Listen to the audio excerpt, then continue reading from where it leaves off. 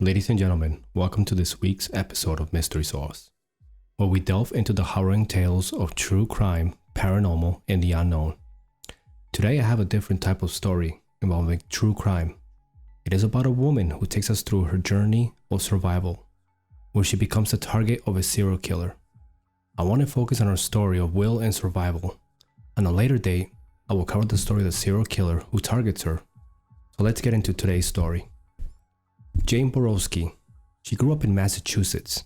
She had a tough childhood, with her parents getting divorced at a young age and her mother struggling to make ends meet as a single parent. Despite these difficulties, she was a happy child. She was carefree and always looking for adventure. But as she grew older, she started experimenting with alcohol, as we all do. And eventually she dropped out of school at the age of 17. She worked in tobacco fields, earning a meager wage, but it was enough for her to get by. She really saw her father. He was a combat veteran and a hard worker, but they would spend 2 weeks with him in the summertime. One summer, at the age of 18, she decided to visit some of her friends in New Hampshire, and that's where she meets this gentleman called Dennis. They quickly formed a relationship, and she decided to stay in New Hampshire. Dennis's parents graciously let her move in with them when she got a job as a cashier. She also worked with her dad at the paper mill, and it was the first time she got to really know him. She was a typical 18-year-old experimenting with adulthood, hitting the bar scenes, and going dancing. She had no goals or dreams, and her life was pretty carefree. 3 years into her relationship with Dennis, she found out she was pregnant, which shocked her. The couple decided to have the baby, but as her body changed, her hormones roared, their relationship started to deteriorate. They fought more and more, and eventually they ended up separating. So now on August 6, in 1988, Jane went to the county fair. She went along with Dennis's mother, and they had shared the joy of winning stuffed animals for the baby. She can't help but feel a sense of normality and innocence, but that's all gonna change today in an instant. As Jane leaves the fair, she stops for a soda. A vehicle pulls up right beside her, and a man approaches her car, asking if the payphone is working. But before she knows it, he opens her car door and tries to grab her, pulling her out of the car. She starts screaming, fighting for her life. She's kicking and struggling with all her might. As she's kicking, she manages to break her windshield in the process, but she's determined not to give up. The man takes out a knife and holds it right up against her neck, threatening her. He accuses her of beating up his girlfriend, and Jane is confused. She has no idea what he's talking about. He then starts to walk towards the back of her car and notices that she has Massachusetts plates. Her attacker states, "Well, isn't this a Massachusetts car?" And Jane tells him, "No, I have New Hampshire plates." So she lets her guard down after he let her go, thinking that the man had confused her with someone else and that the situation was not dire as it had seemed. But as he walked away, she noticed her smashed windshield and she's upset, and in a moment of anger, she called him an a-hole. And that's when things turned around and he came back towards her. This was the moment she realized the true danger she was in. She was alone in a dark and deserted area with a man who just pulled a knife on her. So she tried to run to scream for help, but no one came to her rescue. So she feels him tackle her to the ground, and then he started to stab her over and over again. And all she could think about was saving her baby. She's trying to protect her unborn child. She could feel the knife slicing through her skin and hear the sound of the flesh being pulled apart. It felt like she was being stabbed forever. But then, just as suddenly as he had started, he stopped and calmly walked away. She lay there on the ground, bleeding and in shock, unsure whether he was coming back. But as she heard his vehicle to start and drive away, she realized he had left her for dead. The calm and cool demeanor he had shown throughout the entire ordeal confused her more. She couldn't understand why he had attacked her, why he had left her for dead. She was left with more questions than answers, and a deep sense of fear and trauma that would stay with her for years to come. So Jane manages to get up on her feet, but her body was in shock, and she knew she needed to get help. So she stumbles into her car, but it was hard to open because he had cut one of her tendons in her thumb. She had defense wounds on her hands from trying to protect herself from being stabbed. Eventually, she gets into her car and she starts driving down the road. She's headed to a friend's house, who lives about 2 miles away. As she was driving, she sees the attacker's car ahead of her. She couldn't believe it. He wasn't even trying to get away. She thought for sure he would see her and turn around to finish her off. But she makes it to her friend's house and stumbles up to his front door. She knocks, and when he answers, she just collapses. She's passed out.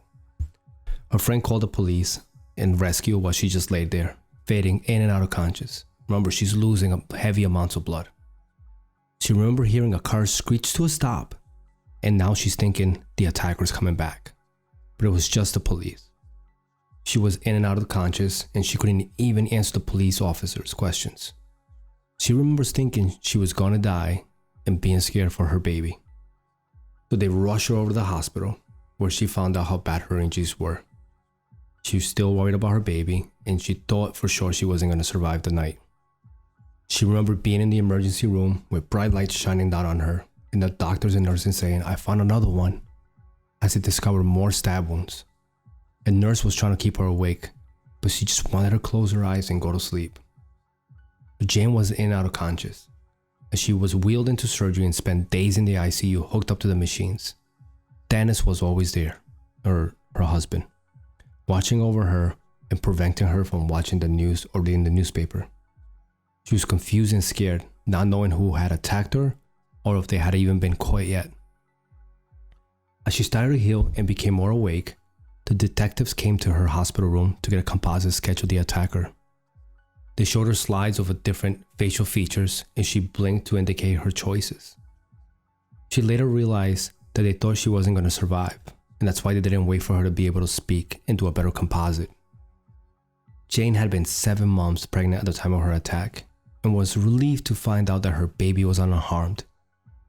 Jane's injuries were as follows. She had a collapsed lung, a cut jugular, a stabbed tendon in her hand, and a hit a tendon in her knee. She had a piece of her liver removed and was ultimately stabbed 27 times. She noticed a police officer outside her hospital room and asked Dennis why he was there. He told her it was for her protection and that the attacker had not been caught yet. But as the days passed and the detectives came to visit her, she kept asking if they had found the person who had stabbed her. She was filled with fear and uncertainty, not knowing when or if she would be ever safe again. So she's laying in the hospital recovering. She couldn't shake the feeling of the fear and uncertainty. So she was frustrated with that the police had not caught her attacker yet. And she was constantly asking them if they had any leads. She was also worried about the safety once she left the hospital. She had to eventually go home. So one day her mother comes to visit her and told her that the attack was all over the news in the newspaper. Jane couldn't understand why her name had been released to the public, and she was upset that the attacker now knew who she was. A few days later, she saw an article about a serial killer who had been stabbing women in New Hampshire, and realized that the police believed he was her attacker. She was shocked and confused as to why the detectives hadn't told her earlier. Then she asked them how many women had died and how many had survived, and was told that she was the only one to survive those attacks so far. Jane was now 22 years old, 7 months pregnant. Remember, she's been stabbed 27 times by a potential serial killer who has not been caught yet. As her release day approached, she was scared to leave the hospital without protection. She knew that the attacker knew she had survived, knew her name, and would eventually find out where she lived. She was supposed to be excited about becoming a new mother, but instead now she was about to be worried about protecting herself and her baby. The attacker had taken so much from her, and she was filled with fear and uncertainty about her future. So as she leaves the hospital, she couldn't shake off the feeling of paranoia that consumed her. She was angry, afraid, and consumed thoughts over her attack. Her whole life revolved around the trauma that she had just experienced. She couldn't trust anyone. She couldn't feel safe anywhere. She moves in with Dennis and his parents. And even though she feels safe there, she never went alone anywhere, and she was always scared. Her nightmares were the worst. They were vivid and horrific. She would wake up sweating, flailing her arms and legs as though she was trying to kick something off her. She would dream of the attackers chasing her in the woods or in the parking lot. And it was so bad that it started to control her everyday life. She couldn't sleep, and she was afraid of having another nightmare at any time. Now she's becoming paranoid of everyone, especially in public places, where she feared that she would see the attacker or that he would see her. I know how this feels. You've been a combat veteran and having PTSD, having nightmares.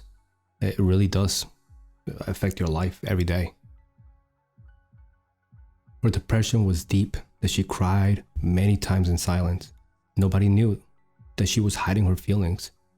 People would come up to her and tell her she was lucky to be alive, and they would smile at her. She would smile back, but in the back of her mind, she's thinking, how lucky am I to be stabbed 27 times by a serial killer? That made her angry that this happened to her, and it consumed her with questions of why and how. So she's approaching her due date for her pregnancy. She was excited that she was finally going to be a mother, but it felt as if the attacker had stolen some of that joy away from her. She was eventually able to get her nursery together with Dennis and had a baby shower. But one morning, she wakes up, she's having the feelings of that she's going into labor, so she's rushed over to the hospital. The doctors placed a monitor on her, and they suddenly rushed her into the operating room and performed an emergency C-section. She wakes up in a room and they told that she had delivered an 8-pound, 8-ounce baby girl. But she didn't hear the word healthy. She didn't see the baby, and she started asking questions to Dennis, where is she? They said that they would have a doctor come in and talk to her at any moment. The doctor told her that the baby had been sent to Lebanon, New Hampshire, where the NICU was for newborns, and I didn't know if she was going to live or die. Her placenta had separated and squeezed a bowel out of her, and the baby ended up swallowing it, and it turned into tar in her lungs. The baby was very sick. Everybody in the room was crying, and she was just laying there thinking, why does she have to fight for her life all over again? She asked to see the baby before they took her away, and they said that she could only have a few seconds with her. So they wheeled her in the incubator, and she was in the ventilator with tubes and IVs coming in and out of her. Now Jane's terrified, but also sorry that she has to go through this, that she had to fight for her life like this. She couldn't touch her, and she just wanted to, be a mother. She wanted to hold her baby. That's what new mothers do, I guess. They said that they had to take her out, and she only had a minute with her, and she kept telling her baby, fight, fight, fight. It was hard for her to watch her baby go, and she sees everybody crying around her, and Jane's trying to convince everybody she's gonna be okay. The baby's gonna be okay. Just keep telling everybody, just be strong. She's a strong baby, and that she had survived inside of her. She was a mess, trying so hard to be positive that she was gonna make it, but she was also scared that she was gonna lose her. So the next day, Jane wakes up in the hospital and told the staff, I want to be in Lebanon with my baby. So they shipped her up there, and she would stand by the incubator every day. And every day, Jane would apologize. She felt as it was her fault that she was fighting for her life again, because she made the decision to stop for that soda. It wasn't fair for her. The attacker not only tried to take Jane's life, but tried to take her baby's life. 2 lives at once. After 2 weeks, her baby's off the ventilator, and Jane's able to hold her baby for the first time. It was then that she knew how strong she was, that they were both survivors. It took her a while for her to take her baby home, and Jane didn't know how to keep herself safe, let alone how to protect her baby now. Jane couldn't go anywhere by herself. She couldn't go to the doctors. She couldn't take her baby anywhere. She had to be with somebody at all times. So 6 months go by, and Jane realized she can't live like this anymore. She wanted to separate herself from the attack on her life, and convince herself that she wasn't going to live in fear anymore, and that she had been feeling like that for the last 8 months. She never left her house at night. She was constantly looking over her shoulder and feeling for her safety. Her fear controlled her life, and she felt trapped in her own home. But as the times passed, she realized that if she didn't make a change, she wouldn't be the mother her daughter deserved. She knew she had to take control of her life and not let her dictate her actions. So despite still feeling angry, paranoid, and depressed, she decided to share her story on an episode called Unsolved Mysteries. She had always been curious about the other women who had suffered similar fates and wanted to know more about their stories. The show helped her understand that she was not alone in her experience. Curious and seeking answers, Jane began searching serial killers. She wanted to understand why they stayed in the same area if they ever found a survivor. She also turned to gambling as a way to escape the reality of what happened to her. But her gambling quickly turned into an addiction, causing strain on her relationship with her family and even leading to stealing from her local VFW auxiliary. In an unexpected turn of events, her court-ordered counseling for her gambling addiction led to her to realize that she had post-traumatic stress disorder. Her counselor, who had been helping her with her gambling addiction, explained that healing was possible, that she had been suffering from PTSD all along. Sarah couldn't believe it, but as she read the symptoms, it all made sense. She felt a sense of relief knowing that there was a reason for her constant fear and paranoia. For 20 years, she struggled in silence with the aftermath of a traumatic attack that left her with PTSD. She grappled with addiction, depression, and a deep sense of shame and guilt. Even with her closest friends and family, she had no idea how to extend that pain and turmoil. She felt alone and misunderstood. As if she was the only one who had ever gone through something like this. But then something happened that changed everything. Jane discovered hope. It was through intense counseling that she began to peel back the layers of her trauma and address the symptoms of her PTSD. It was hard work, and at times it felt unbearable, but she knew that it was the only way to reclaim her life. She had to strip herself naked of everything and rebuild herself from the ground up. As she looked back at the 20-year gap between her attack and the day that she began counseling, she realized that her life had never been normal at all. But the journey was not without any obstacles. Shortly after the airing of Unsolved Mysteries, she received letters from strangers who blamed her for her attack and questioned her fitness as a parent. They told her that she needed to stop playing the victim card and take responsibility for her own actions. They even suggested that she should be reported to DCYF. Those letters reinforced her own feelings of guilt and self-blame, and they stuck with her for a long time. But her counselor saw through her pain and helped her to tell her the letters were not real, they were not true. She helped her to understand that these people had their own issues and they did not know her or what she had been through. She helped her burn the letters to let go of the past, and she felt good about that. It made her take power over her own struggle. There were two things she had to do truly to set herself free. She had to accept that the attack had happened and not allow anybody to control her anymore. She had to forgive. Forgiving was hard, especially since her attacker had never been caught, but it was necessary for her to move forward. Forgiveness is a complex and nuanced concept, especially for those who have suffered through traumatic events like an attempted murder. For years, she struggled to understand how she could forgive for someone trying to take her life. But then she saw something on the Oprah Winfrey show that changed everything. She defined forgiveness as forgiving something that you had no control over. And in that moment, she realized she had no control over her attacker and that it was time to forgive. She had to forgive that this horrible thing had happened to her and that it didn't control her anymore. These were the two main things that she had to do in order to find peace and move forward with her life. As of today, she lives a happy, normal life. She has a wonderful relationship with her husband and her kids. She's proud of her daughter, who has overcome her struggles and is an amazing mother herself. Jane has said that the pandemic has brought her and her daughter closer than ever were before. They started listening to podcasts about her story. They were very disappointed to find that many of the podcasts that were out there focused more on the serial killer than the victims. They realized that there was a gap in the narrative and that the victims were not presented in the way that they deserve. So they started their own podcast, which you should go check it out. It's called Invisible Tears. It focuses on the victims, survivors, and families rather than the serial killer. Through her podcast, she wanted to change the way that they talked about these kind of crimes. She wanted to focus, like she said, on the victims and their families rather than glorifying the perpetrator. She wants people who suffer from PTSD but are afraid to seek help to know that they can live a happy and normal life. She is living proof. She's a survivor. She's a person who has strong will.